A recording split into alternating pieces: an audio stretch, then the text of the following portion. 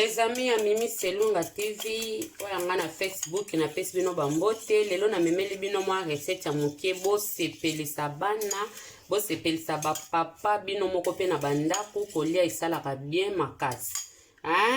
Eza na kaka maki na biso yango oyo nini na biso kikalungo na biso eza dia na moto to tsango na moto kotia vraiment mafuta mingi te mafuta te donc osalika mwa boyo ko tsango ta na mwa buta mantega na yo ya mokie donc poka ezaka na mwa nino comprendre ba mama.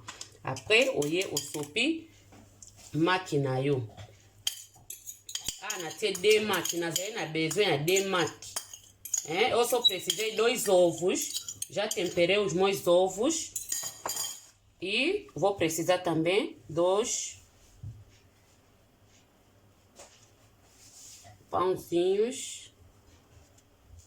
Nós já posta bomoni ba mama, nós aí na besoin pe a mapa na biso oyo ba pe couper so ki pe couper de kaka boyebi donc yango yo. Bozo mona bino mo ba mama eza kitoko makasi. Tozo balola maki na biso na portion mosusu yango.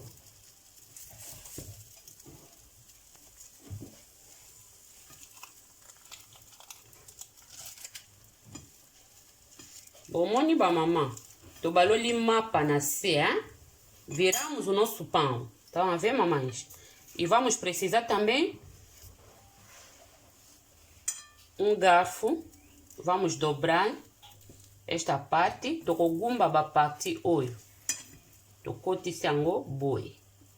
Mama ba ekola kanga pe na ekoli na elibino pe boy ekola. Bomoni tokanga makata msona ba gumo ko kaka. Yango kaka tosalaka ba maki estrelado não sei que.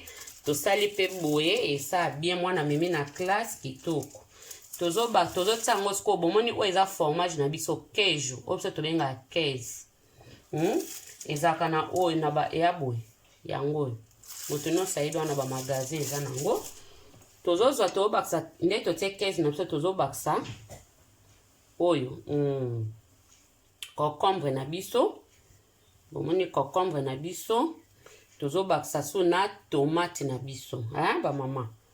To baksi tomate na biso, sala bien makasi dans vitamine plus, To baksi tomate na biso boye.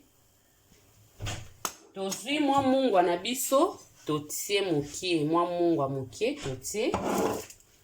Ale, tozo zwa sikoyo, tozo gumba ngo. Bomoni yango tezai de mapa yango yo.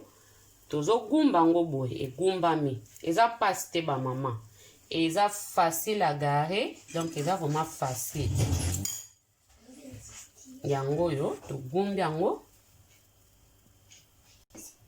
Tozo longola maki na biso ba mama bomoni nde ekomi. Bomoni yango kitoko. Tozo tsango na sani.